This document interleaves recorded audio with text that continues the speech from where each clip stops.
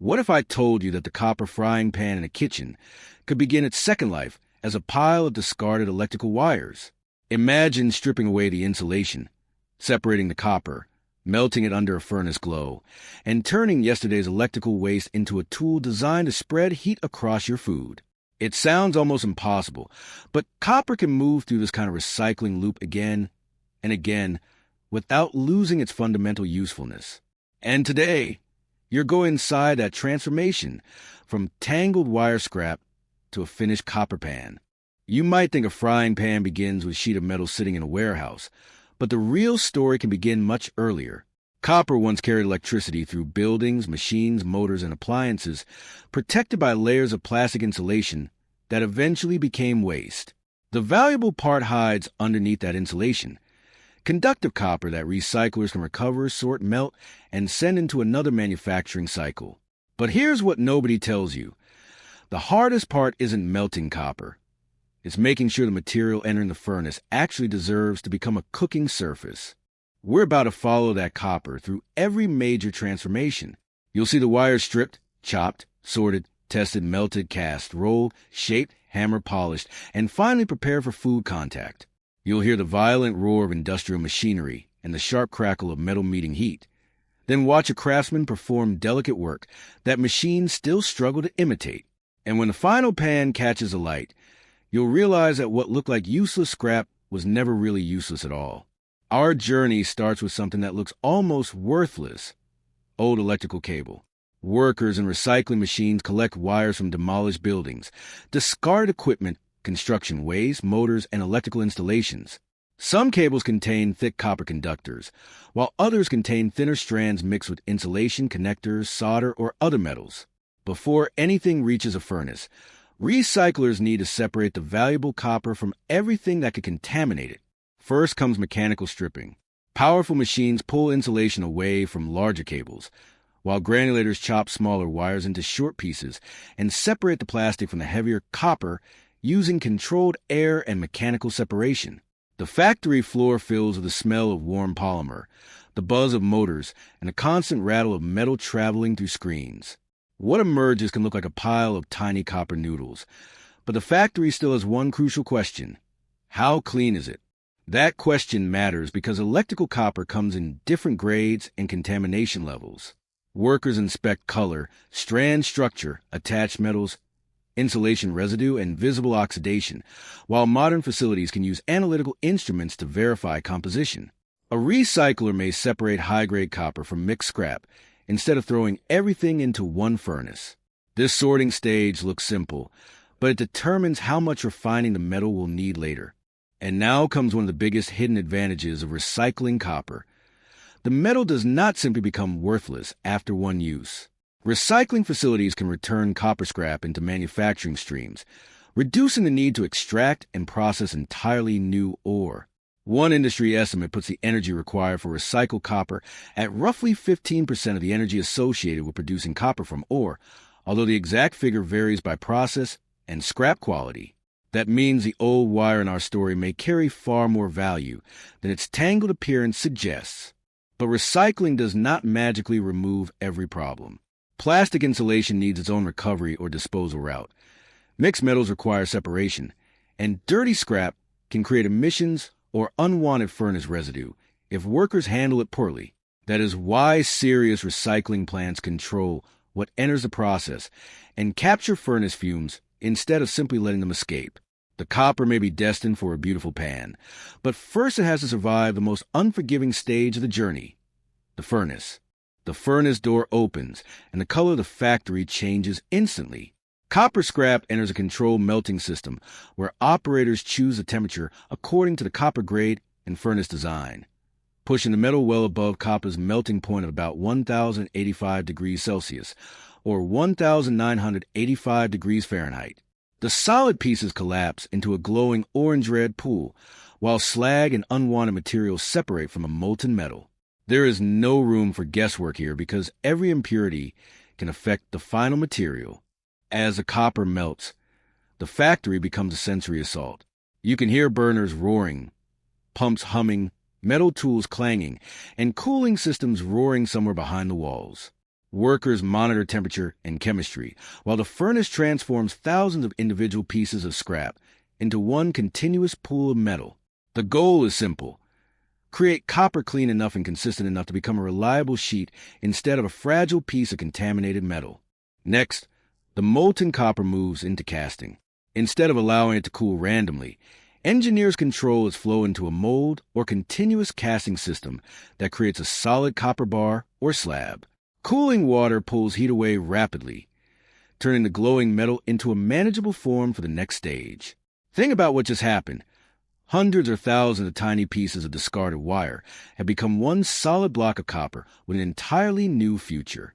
Now the solid copper enters rolling and forming equipment. Massive rollers squeeze the thick material again and again, reducing its thickness while increasing its length, with each pass carefully controlled to prevent cracking or unwanted deformation.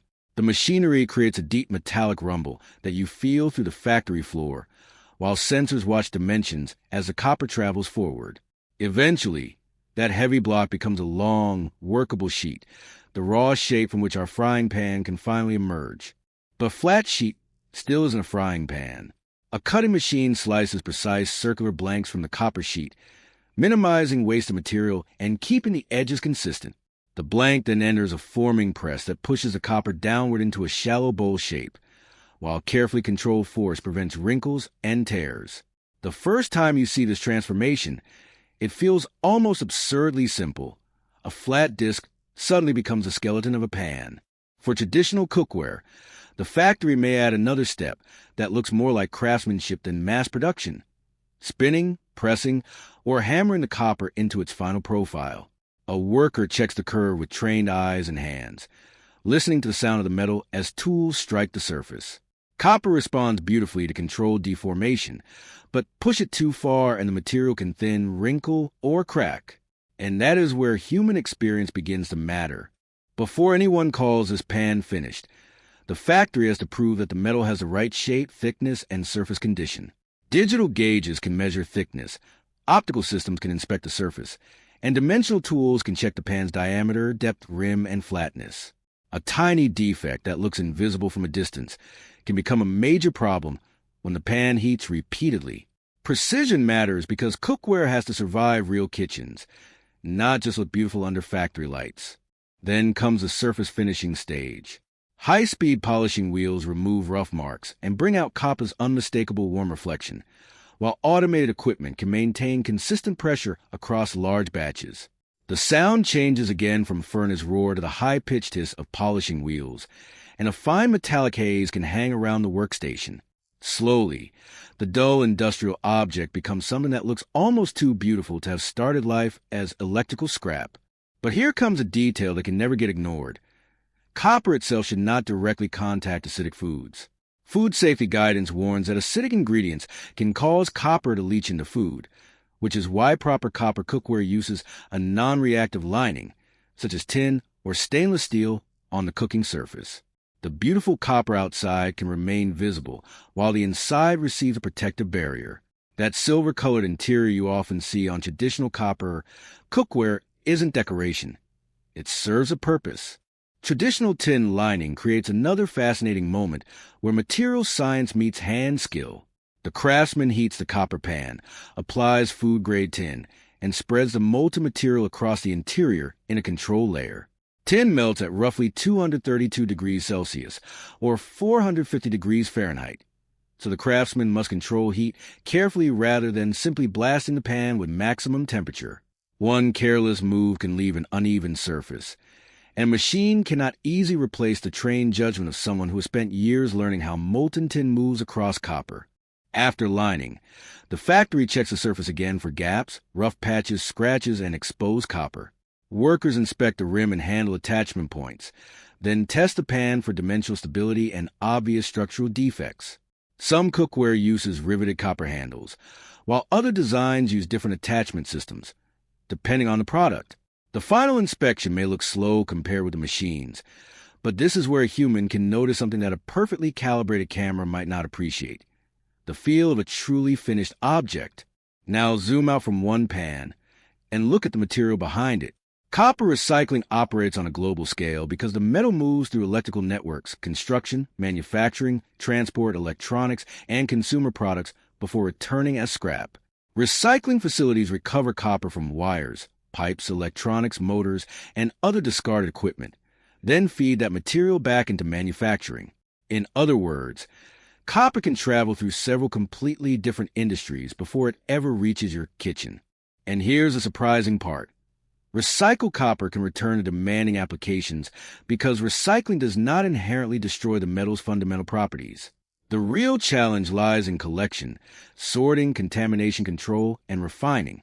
A clean stream of copper scrap can become valuable feedstock, while poorly sorted material can require additional processing before manufacturers can use it confidently. The difference between waste and raw material can come down to nothing more than how carefully someone sorts it. Did you know copper recycling can save enormous amounts of energy compared with producing copper from ore? One published industry estimate places recycled copper processing at around 15% of the energy required for primary production, though actual energy use changes with technology, scrap quality, and the process used. That difference matters because copper mining and refining require substantial industrial energy and infrastructure. Recycling, therefore, turns an old electrical cable into more than a commodity. It turns it into an opportunity to recover value from material already above ground. Here's another fact that changes the way you see the finished pan. Copper cookware has a long history because copper responds quickly to changes in heat and spreads heat efficiently, which makes it attractive for precise cooking. But the same chemical reactivity that makes copper interesting also creates a safety issue with acidic foods, so manufacturers use protective linings. The pan therefore combines two very different personalities: highly responsive copper underneath and a carefully engineered food contact surface above. And here's the third fact. The recycling story does not necessarily end when the pan reaches your kitchen. A well-made copper pan can remain in service for years, and a worn traditional tin lining can sometimes receive another lining rather than forcing the entire pan into the waste stream. That creates another loop inside the loop, metal recycling followed by product repair and restoration. What looks like a finished object may actually be another chapter in a much longer material journey. Think about the journey one last time. A piece of copper once hidden inside an electrical cable can leave the demolition site, pass through stripping machines, sorting systems, furnaces, casting equipment, rolling mills, forming presses, polishing wheels, and the hands of a craftsman. Along the way, the material changes shape again and again, but the copper itself remains part of the same remarkable industrial cycle. And when you finally see that finished pan sitting quietly on a kitchen stove, almost none of that journey is visible anymore. That is what makes manufacturing so fascinating. We see a pan, but behind it sits a chain of machines, workers, chemistry, heat, energy, precision, and decisions that stretch far beyond the kitchen. The next time you see discarded electrical wire, don't just see rubbish, see a material waiting for another assignment. Because sometimes the most extraordinary manufacturing stories begin with something everyone else has already decided to throw away. The story comes full circle when that recycled copper finally reaches a kitchen. What began as electrical infrastructure becomes a precision cooking tool, while a protective lining keeps reactive copper away from acidic food. The factory has not simply changed the shape of metal. It has changed the purpose of something that had already reached the end of its first life. And that is the hidden magic of recycling. The ending of one product can become the beginning of another. The next time you hold one of these in your hands, remember, it didn't just appear. It was born from the earth, shaped by fire, perfected by technology, and approved by the strictest standards in the world. That's not just a product. That's a masterpiece of human engineering. If you want to go deeper into the hidden world of manufacturing, tell us in the comments what product you'd like to explore next. Like this video, subscribe to the channel, and we'll see you inside the next factory.